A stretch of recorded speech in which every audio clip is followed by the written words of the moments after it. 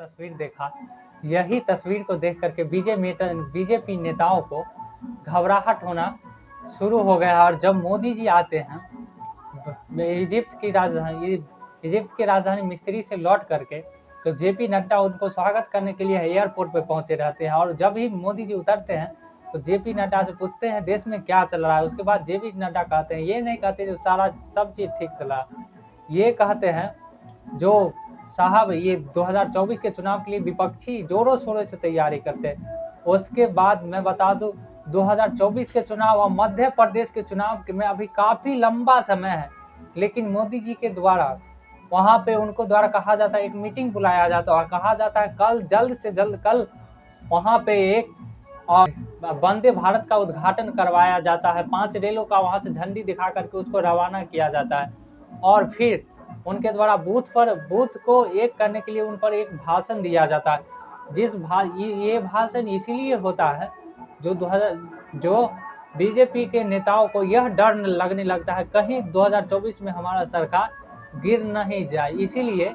और मैं आपको बता दूं जो इंडियन एक्सप्रेसवे के द्वारा कुछ दिन पहले एक पोस्ट जारी किया गया था, उसमें साफ तौर पर यह दिख रहा था कि जो भारतीय जनता पार्टी का बीजेपी की सरकार अब मात्र 10 राज्यों में ही रह गई है, उससे ज़्यादा नहीं रह गए हैं। और वहाँ अब धीरे धीरे वो भी घटते जा रहे हैं। जैसे आपने देखा होगा कर्नाटक इलेक्शन हार गए और पश्चिम बंगाल हार गए, धीरे धीरे सभी जगहों पे हारते जा रहे हैं, जिसके कारण भय का एक यह भी कारण हो सकता है। देखिए इंडियन एक्सप्रेसवे का ये पोस्ट है, आप देख सकते हैं सीधे तौर पे।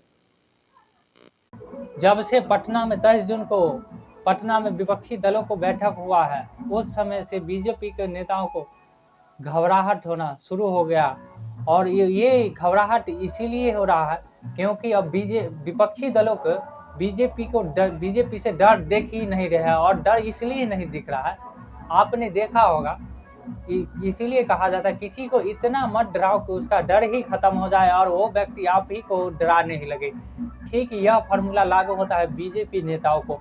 आपने देखा जब राहुल गांधी को लोकसभा की सदस्य चली गई, उसके बाद विपक्षी दलों जैसे नीतीश कुमार जब उनसे गठबंधन की सरकार तोड़ी, उसके बाद आरजेडी से जब गठबंधन की, उसके कुछ ही दिन बाद बीजेपी के नेताओं द्वारा उनके घर पे रेड करवा दिया जाता है। ये कहा जाता है, तेजस्वी यादव खुद कहते हैं। और आम आदमी पार्टी को देखे, आप आम आदमी पार्टी के सांसद संजय सिंह पर किस प्रकार के से घर पे उनको रेड पड़ा था, आप तो जानबे किए हैं। क्योंकि ये इसलिए रेड पड़ा था क्योंकि वह सिसोदिया के सीबीआई ईडी के द्वारा रेड पड़ा था। और जब आम आदमी पार्टी के द्वारा हालत तो ऐसा आ गई थी, जो डिग्री मांगने की बात हो गई थी प्रधानमंत्री जी का, और जिसे उस समय से विवाद चलना ही हो गया। और सबसे ज़्यादा अगर बीजेपी किसी नेता से डरता है तो वो ममता बनर्जी से, औरत की नेता ममता बनर्जी से। आँख में आँख, इतना ताकत है ममता बनर्जी को पश्चिम बंगाल में मोदी जी से या बीजेपी के अन्य नेताओं को आँख से आँख मिला करके बात करते हैं किसी भी नेताओं से, इसीलिए कहा जाता है। और सुनिए किस प्रकार से मोदी जी ने कल के भाषण में क्या बोला है, सुनिए जरा, इस वीडियो से देखिए। आपको गांधी परिवार के बेटे बेटी का विकास करना हो तो फिर कांग्रेस को वोट दीजिए। आपको मुलायम सिंह जी के बेटे का भला करना है तो फिर समाजवादी पार्टी को वोट दीजिए। अगर आप लालू परिवार के बेटे बेटियों को उनका भला करना चाहते हो तो आरजेडी को वोट दीजिए। आपको शरद पवार जी की बेटी का भला करना हो तो आप एनसीपी को वोट दीजिए। आपको अब्दुल्ला परिवार के बेटे का भला करना हो तो आप नेशनल कॉन्फ्रेंस को वोट दीजिए। आपको करुणानिधि जी के बेटे बेटियों पोते पोतियों का भला करना हो तो डीएमके को वोट दीजिए। आपको के चंद्रशेखर राव की बेटी का भला करना हो तो आप बीआरएस को वोट दीजिए। लेकिन मेरी बात ध्यान से सुनिएगा, मेरे देशवासियों, मेरी बात ध्यान से सुनिएगा।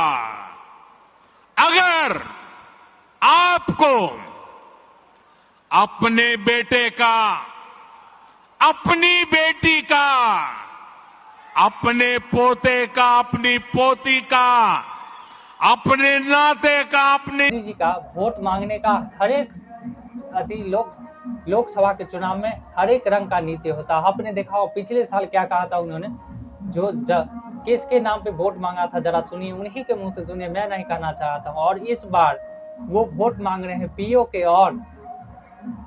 और आप ये भाषण में सुनिए, कह रहे हैं जो फर्स्ट टाइम वोटर से कहना चाहता हूं कि आपका पहला वोट पुलवामा में जो वीर शहीद हुए, उन वीर शहीदों के नाम आपका वोट समर्पित हो सकता है क्या? विपक्षी नेताओं को अगर भला करना है तो उसको वोट दीजिए, लेकिन आप अगर अपने बेटा बेटी को, बच्चे के बारे में भला सोच रहे हैं तो आप बीजेपी नेताओं को देखिए। और देखिए किस आधार पे वोट मांग रहे हैं वो तो समझ नहीं आ रहा है। आप देखिए पहलवान की हालत क्या हो रही है, लगातार प्रोटेस्ट पे प्रोटेस्ट चला है लेकिन कोई जवाब नहीं, क्योंकि उनका सांसद बृजभूषण शरण सिंह के द्वारा ही ये कार्य किया जा रहा है, तो उसके खिलाफ कोई आवाज नहीं उठा रहा है। बस अब इतना ही, इजाजत दीजिए, मैं चलता हूँ। मैं आज के लिए इतना है, फिर मिलते हैं नेक्स्ट वीडियो के साथ।